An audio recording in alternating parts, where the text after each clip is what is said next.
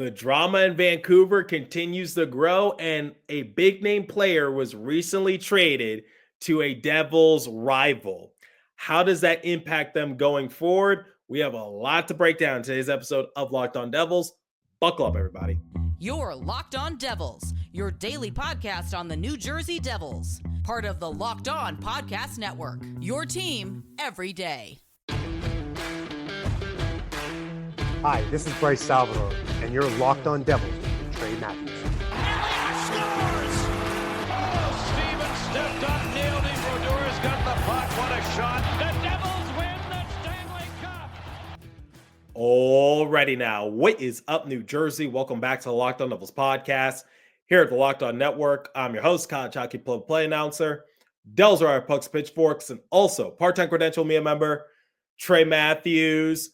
We're a little more than a month away from the trade deadline, but things are starting to heat up. In the first segment, we're going to talk about the ongoing feud between Elias Petterson and JT Miller, because Canucks president of hockey operations, Jim Rutherford, added fuel to the fire. Then in the second segment, we're going to talk about a big trade that has already occurred, which is Mikko Rantanen making his way from the Avalanche to the Hurricanes, a divisional rival of the Devils. And basically, the entire Devils discourse has been pushing for Tom Fitzgerald to make a big move of his own. So we're going to talk about how the Rantanen trade impacts the Devils going forward. And then in the third and final segment, the Devils are scheduled to play the Flyers when this episode goes live. Round 3 between these two teams. Flyers have already taken the first 2 games. Can the Devils turn their luck around against one of the bottom tier teams in the Metro? I'll share some of my main thoughts heading into the matchup. I have the utmost respect for John Tortorella, but it's just incredible that the Devils have been struggling against the Flyers this season. But we'll save that to close out today's episode. Let's talk about the drama happening up in Vancouver. So like I just said, Jim Rutherford was recently interviewed, and he confirmed that there's a rift between star players, JT Miller and Elias Petterson. If you need sort of a backstory, this has been speculated for quite some time. People have been saying that Petterson and Miller, their relationship has been rocky for quite some time. They've constantly been trying to work it out. And it's worth mentioning that both Miller and Petterson have spoken to the media to try to debunk the rumors, but to no avail. My thoughts on the matter is, honestly, I'm somewhat surprised that their relationship has led to this point, which is one of them might be forced out of Vancouver, because both of them still have a decent amount of years remaining on their contracts. And it's just like, how is a trade going to work? We already saw that the Rangers and Canucks already had something in play for the Rangers to get Miller, but that fell through at the last minute. And for Rutherford to come out and confirm this, honestly, it left me flabbergasted. I did a crossover with Trevor Beggs, who is one of the co-hosts of Locked On Canucks, and we talked about the matter, and he said this might have stemmed from JT having an ongoing feud with Rick Tocchet, the head coach for the Canucks. But it doesn't just end with Petterson and Miller, because Rutherford was quoted to say regarding his captain, Quinn Hughes, that Hughes has no intent of sticking by the Canucks through a rebuild. In fact, here's what he was quoted to say. If we were going to completely start over, that means he goes. So if the Canucks decide to go full rebuild, Quinn Hughes is out the door. Now, will he make his way to New Jersey? I have my doubts. I don't think it's actually going to happen. I think that's just a pipe dream, but it gives you an idea as to where the Canucks are at, which is not really in a good place. Now, you're probably thinking to yourself, how does this impact the Devils? Well, let's take Quinn Hughes out of the equation. The Devils were rumored to be in the running for either Miller or Petterson. Realistically, most likely Miller, because anytime a big name player is available, the Devils might have a chance of getting that player. But the problem I'm running into is, once again, the contracts for both Petterson and Miller. Petterson is being paid annually $11.6 million, and he won't be an unrestricted free agent until 2032. And Miller is being paid annually $8 million, and he won't become an unrestricted free agent until 2030. This is something I'm going to talk about in the second segment, but when it comes to trade assets, the Devils are running a little low.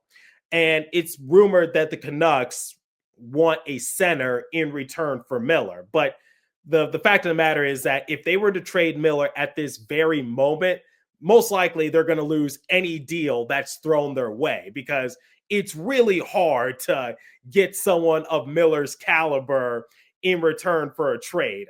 Because let's just say the Devils do a 1-for-1 deal with the Canucks and the Canucks get Dawson Mercer. Obviously, the Canucks get the short end of the stick, because Mercer, while he's a decent player, he's nowhere on the same level as Miller. So I think that's what the Canucks discourse is bracing, which is whatever package they get for Miller, chances are it's not going to be the flashiest of deals. But going back to New Jersey, I love both Petterson and Miller. I think both of them are really good players, but this goes back to a few discussions that I brought up in recent episodes, which is, what do the Devils give up in order to get Miller?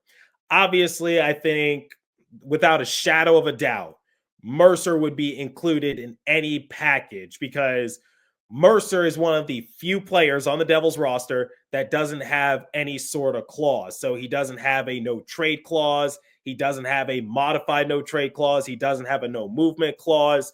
Mercer has sort of become like what Alexander Holtz was the past couple seasons, which is whenever the Devils are rumored to get a player, Dawson Mercer is going to hear his name in the discussions. Whether that's fair or not, that's up to you. But okay, Dawson Mercer, but who else? Because like I said, Miller is being paid annually $8 million. Come the end of the season, the Devils are going to have to pay Luke Hughes a decent contract. They're going to have to pay Jonathan Kovacevic a decent contract. This is where I think things get a little murky for New Jersey, because if they were to go for a big name player, the financial issues are going to pile on. Once again, love Petterson, love Miller, but regardless what Rutherford says to the media, the sentiment doesn't really change for New Jersey, which is, how would they make a package deal work to get someone like Miller? And also, how do they get the financial wiggle room in order to re-sign Luke Hughes and Jonathan Kovacevic? Just keep that in mind. But the drama in Vancouver is just honestly very sad, because this is a Canucks team that made it to the second round of the playoffs last year. They lost to the eventual Western Conference champion Edmonton Oilers. I really thought the Canucks were going to go places this season, but this drama is just really sad, because they have a really good core. They have a lot of great players on their roster, from Petterson, Miller, Hughes. Keep in mind, Hughes is the reigning Norris Trophy winner. Besser, you name it. They have the talent. They have the core, but yet the drama is getting in the way. And now the front office might be forced to make a drastic move. And it's one of the reasons why I'm glad that the Devils, no matter how much they struggle, their locker room is tight-knit and everybody gets along. So I thank God that the Devils don't have to deal with that sort of drama. But we'll see how this pans out for the Canucks. I'm wishing them my very best, but this situation is just getting uglier by the day. And Rutherford, being the president of hockey operations, coming out and confirming that honestly cannot be a good sign. That sort of adds gasoline to the fire. All right, before we talk about Mikko Rantanen and how that specific trade impacts the Devils, let me tell you guys about FanDuel. Super Bowl 59 is here. One game, two teams, endless possibilities, and there's no better way to make every play more exciting than with FanDuel Sportsbook. Whether it's predicting the first touchdown, calling the MVP, or even betting on the coin toss, FanDuel makes it easy to get in on the action with live betting all game long. You can adjust your bets as the game unfolds and feel the thrill of the kickoff to the final whistle. The live betting feature lets you stay involved no matter what happens on the field, and the app is super easy to navigate. Also, knowing that you can place a $5 bet and potentially win $200 in bonus bets for Super Bowl, that's the icing on the cake. Download the app today or head to fanduel.com to get started. Bet just $5, and if you win, you'll score $200 in bonus bets. That's fanduel.com. Bet with FanDuel, official sportsbook partner of Super Bowl 59. Okay, less than a week ago, the Avalanche and Hurricanes sent shockwaves throughout the NHL. They made a blockbuster deal. It was a 3-team trade. I think the Blackhawks got the short end of the stick, but I'll talk about that momentarily. Here are the trade details. Bear with me. The Hurricanes received Mikko Rantanen, the same Rantanen that put up 100+ points the past couple of seasons. Taylor Hall, I know that stung a little bit because a lot of people were big on a possible reunion between the Devils and Taylor Hall. He was the first and only player in Devils history to win the Hart Trophy. Yeah, and now he's with a divisional opponent. Yikes. To the Avalanche, Martin Necas, Jack Drury, a couple of draft picks, and then you know what Chicago received? A 3rd-round pick and 50% of Rantanen's salary. I'm sure Connor Bedard has to be a little ticked off, but focusing on that specific trade. I know a lot of people are basically saying that, oh, Rantanen was only good when he was paired alongside Nathan McKinnon. He's not really good defensively. If I'm being completely honest here, the Hurricanes made themselves better. I don't care about Rantanen's defense. I don't care about, well, maybe I shouldn't say that I don't care. Rantanen and McKinnon worked really well next to each other, but focusing on the Hurricanes, the big thing is that Rantanen is projected to become an unrestricted free agent at the conclusion of this season. And I think that's one of the reasons why the Avalanche were willing to part ways with him, just because Rantanen might have been asking for a little too much money. But by and large, the Hurricanes are an even more dangerous team. Luckily, the Devils don't have to play them the rest of this season, but the playoffs might be a different story. And this sort of leads into my next topic, which is how does that specific trade impact the Devils? Because after that trade took place, I saw a lot of people on social media telling Fitzy, like, now's your turn to make a move. Go get JT Miller. Go get this player. Trade away this player. Try to work something out. I'm not here to break any bad news, but I will just say this. Pump the brakes a little bit because the situation for the Devils is a little different. And Pierre LeBrun and James Nichols of New Jersey Hockey Now, I think they said it best, which is the Devils need to stick to the course. Now, what does that mean? It doesn't mean that the Devils are going to stay intact throughout the rest of the season. They're satisfied with what they got. No, the original plan for the Devils a few weeks back, it's been established. They need to add some more depth to their bottom 6, meaning that they don't really need to make a splashy move in order to take their team to the next level, because they already have their star players in Jack Hughes, Jesper Bratt, Nico Hischier, Timo Meyer, Dougie Hamilton. I think what the Devils are searching for is a bona fide scorer to put on their third line just to give their bottom 6 some more juice. And I know a lot of people want Fitzgerald to make a splashy move, but realistically, here's what the Devils are dealing with. Here are players for this season with no movement clauses: Meyer, Bratt, Palat, Hamilton, Markstrom. Players with a no trade clause: Hala, Pesci, Dillon. Modified no trade clause: Heischer, Siegenthaler, Nason, and Allen. Entry-level contracts: Luke Hughes and Shimo Nemitz. So, similar to what I said in the first segment, when it came to Dawson Mercer, he was one of the few big-name players on the Devils roster that doesn't have any clauses attached, meaning Mercer can be moved easier than other players. So my thing is like, look, I know the Hurricanes have improved their roster. Rantanen is one hell of a player. The Devils, I don't think, are in a position to make a splashy move, but honestly, that's not what they really need. And this is something that I've been echoing on this show, which is the Devils need to improve their bottom six. They need to look for a bona fide score, and I think that can come at a cheaper price. I'll go back to the summer example. A lot of people were pushing for the Devils to get Brady Tkachuk. Brady Tkachuk, a great talent in the NHL. I love Brady Tkachuk. He can score. He's aggressive. He's sort of like his brother. He knows how to put his name into the score sheet, and he's not afraid to get underneath your skin. But I said there's no way the Senators are going to just move on from Brady Tkachuk when he has a few years remaining on his contract, because you would be at the Senators' mercy. Who would you give up for Brady Tkachuk? You're going to have to give up more than an arm and a leg.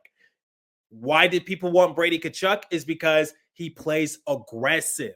And I said you can get aggression at a cheaper price. The Devils couldn't get Rantanen because it would have costed way too much. And some players on the Devils roster have clauses, meaning it's not really that easy to move them. You can't just move Jesper Bratt. You can't just move Nico Heischer. You can't just move Eric Hala. You can't move any of those players because of their clauses in their contracts. Now, do they deserve it or not? That's up for you to decide. But the Devils didn't get Rantanen is because they were in no position to get Rantanen. And I don't think that's necessarily a bad thing. The Devils can improve their roster and find cheaper assets to really elevate this team. They did it over the offseason. Getting Stefan Nason, that was a big addition, if you ask me. Brett Pesci, he's a breath of fresh air on the Devils' blue line. Same with Brendan Dillon. Paul Cotter, he's leading the team in hits. The Devils got more aggression, and in the words of Joseph Stanislaw, more Sasquatches on their roster, and they didn't have to break the bank. So the one thing I got to say to everyone is, like, I know you're pushing Fitzy to make a big move of his own, but you need to take a step back and dial it down a little bit, because the Devils, they were never in the running for Rantanen. They couldn't afford him. And not only that, I think they can look at something way cheaper, and the options are still there. It's not the end of the world. The Devils are still in a prime playoff position. I know the Capitals are first in the Metro. The Hurricanes recently leapfrogged over the Devils. The past month or so has been a big struggle for New Jersey, but it's not the end of the world. I think Fitzy is going to make a move. We're still more than a month away from the trade deadline, and it might take some teams time to figure out what direction they want to go. Do they want to become sellers? Do they want to remain with what they got and try again next year? That all is going to be determined, and it took the Devils a while last season to really figure out what they had to work with. Come the trade deadline, they realized they had to move on from Tyler Toffoli. They had to move on from Colin Miller. They moved on from Vitek Vanecek to change their roster. So let's calm down a little bit. Okay, we're going to discuss some of my thoughts heading into the next matchup against the Flyers. But before we continue, let me tell you guys about Game Time. I love using Game Time. I've used it before to purchase myself some MLB and NBA tickets. Game Time has a new feature called Game Time Picks, which makes getting tickets for events even easier. It filters out all the fluff to show you only incredible deals on great seats so you don't have to waste time securing through thousands of tickets. Take the guesswork out of buying tickets with Game Time. Download the app, create an account, and use the code LOCKEDONNHL for $20 off your first purchase. Terms apply. Again, create an account and redeem code LOCKEDONNHL for $20 off. Download Game Time today. Last minute tickets, lowest price, guaranteed. Okay, for the third time this season and the second time in 3 days, the Devils will play the Philadelphia Flyers. And if I had a nickel for every time the Flyers beat the Devils this season, I'd have 2 nickels, which isn't a lot, but it's strange that it's happened twice, wouldn't you say? Sheldon Keefe was not happy post-game. I was not there to interview Sheldon Keefe. I went into the Flyers locker room to get a different perspective, but he was pretty short and blunt, and he did not look like a happy camper. I watched the replay on the Devils YouTube page. Sheldon Keefe was not pleased, and rightfully so. The Devils are much better than what they demonstrated in Philadelphia. And I know they're missing Nico Hischier, and he's a big reason why the Devils are so successful, but you got to learn how to be adaptable without your captain. And as I'm recording this episode, I don't know what the status is for Nico Hischier heading into tonight's matchup, so we'll just wait and see. But here's some of my thoughts heading into the next matchup. The first one being is faceoffs. I know Nico and Eric, they're 2 of the best faceoff personnel on the Devils roster, but the Devils got to do much better. Dawson Mercer, he got off to such a bad start when it came to faceoffs, and it resulted in Bobby Brink scoring on the power play because Mercer was picked clean off the faceoff. It wasn't even close. They got to do much better because faceoffs give you possession, and if you don't have possession of the puck, it's going to be an uphill battle. So that's what they need to work on. Speaking of which, breakout passing needs to be way better. I talked to John Tortorella about it, and one of the biggest things that the Flyers did was that they made sure to clog up neutral ice, getting that third man out there to make sure that someone like Jack Hughes doesn't easily bob and weave his way through traffic. So John Tortorella is a defensive-minded coach, and you got to try to find a way to pick it apart. Otherwise, you're going to get off to a very slow start. And leads into my next thought, which is the Devils can't wait so late to get something going, because towards the end of the third period, they cut the lead to 1. That's great, but you're scrambling because time is not your friend. Time is of the essence. So you got to do a much better job at managing the game and playing the full 60. So better starts, and don't wait so late to get something going. And I know Sheldon Keefe was trying everything he could to try to get something out of his team. Like, he even swapped up the defensive pairings heading into the third period because he wanted better outcomes, but to no avail. So those are some of my thoughts heading into the matchup against the Flyers. Faceoffs, better starts, don't wait so late, breakout passes.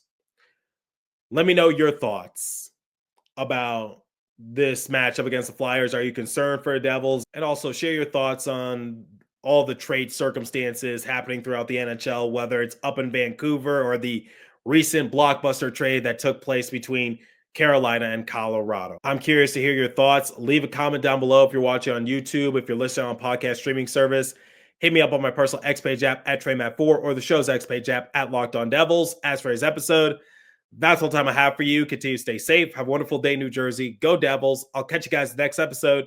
Thanks for listening once again.